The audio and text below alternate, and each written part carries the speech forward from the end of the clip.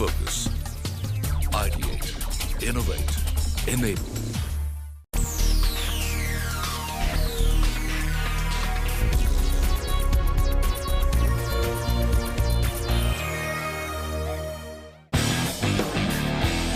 On the sidelines of the 12th Auto Expo in New Delhi was held Forbes India Conversations in Excellence presented by Mercedes-Benz, powered by CNBC TV 18, where eminent speakers spoke about how they have achieved excellence. Our next speaker for the evening was the poster boy of Indian tennis, Leander Paes. Just as Aristotle once said, I do believe that excellence is a culmination of a lot of hard work and some very good choices. As a young boy, I grew up in Kolkata to two parents who were Olympians. My mother captained India in basketball, all 4 feet nothing of her. I inherited my speed from my mum.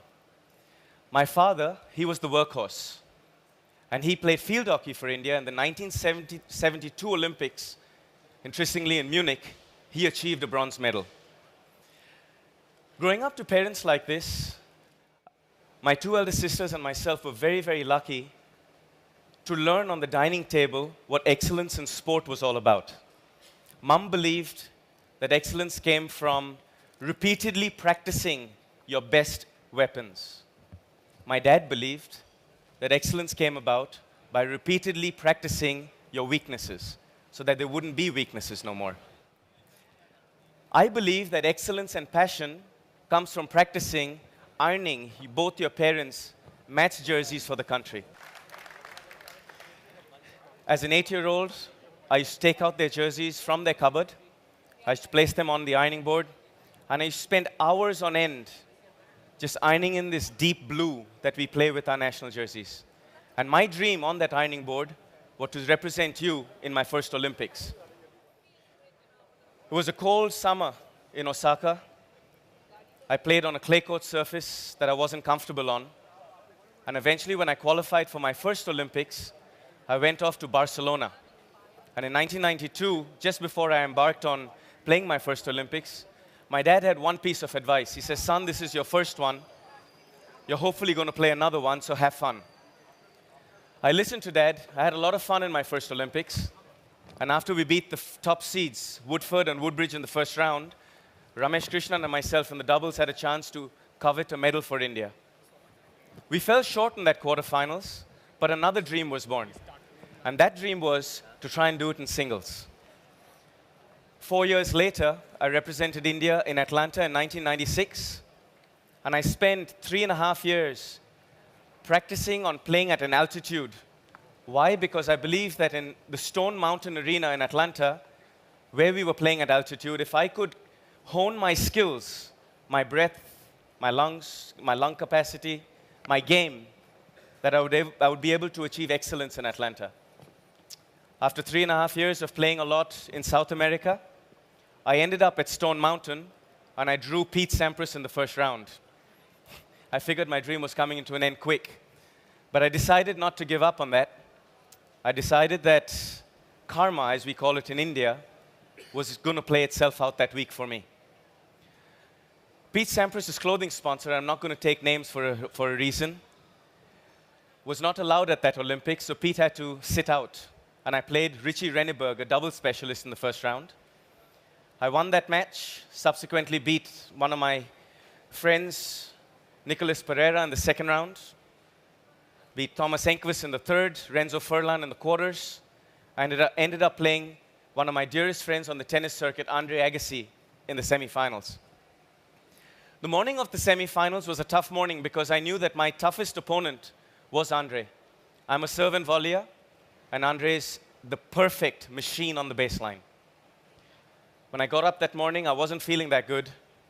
And later on that afternoon, I realized why. I was up 6-5 in the first set. Andre was serving at 15-40. And when he hit a first serve off the service line, I chipped it to his backhand corner and I came in.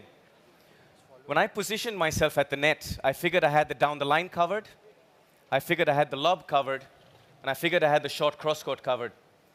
But the sheer excellence of the man and the brilliance of him was he realized that I knew I had most of the shots covered, and he rifled a backhand as hard as he could right at my jaw. That ball came to me pretty quick. I had fractions of a second to react to it. And as I reacted, the ball came from here. I tried to play it into an open court, and I snapped my wrist tendon between my wrist and my elbow. Andre severed that wrist tendon 70%. The rest of my day was done. I won only another game after that. But interestingly enough, as karma has it, that was the first Olympics that the Olympic movement decided to give only 1 gold, 1 silver, and 1 bronze. For 2 Olympics before that in tennis, there was a gold, a silver, and both the semifinalists got a bronze. I was very pleased that they changed the rule that day. I ended up putting my hand into a cast for 24 hours, and I came back after that to play one of my other friends, a Brazilian, Fernando Melangeni, in the bronze medal match. He played another baseline game, and you generally had to hit 20 shots before you won 1 point. I was in excruciating pain that afternoon when I played Fernando, and I was down a set 6-1, and I was serving at 1-2 in the second. And I knew that at 30-40 down, if I had lost that point, my Olympic dream for that year was going to come to an end. At 30-40 that day, 1-2 down in the second and a set down, as I stepped in to serve, a little butterfly came and sat right onto my Prince Graphite Pro tennis racket. And what I'm saying to you today really speaks of how divine intervention and how a simple young Indian boy used his smarts to get mind over matter. When this butterfly flew onto my racket the first time, I was in so much pain that I didn't recognize the situation. And being a man who never kills anything, I took that butterfly to the side and I put it on a fence. And ladies and gentlemen, when I came back again to serve, that butterfly sat on my racket for the second time. And when she sat on my racket the next time, it came to me that this butterfly was a situation for me to distract my opponent that day. I picked her up onto my forefinger. I walked up to the net. I was able to distract a young man who was just on a threshold of winning his Olympic medal and play with the butterfly. I handed it over to him. He took it in his hand, and he played with it, and he put it up to the crowd. And the whole stadium went, rah. I figured I had him a little bit, but it wasn't quite enough yet. So when he gave it back to me again, I started talking about the colors of that butterfly.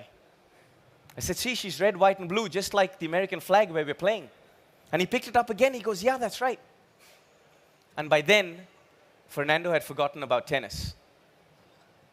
I walked back to the baseline, and for 45 minutes, the excruciating pain that was in my wrist for the whole 24 hours before disappeared.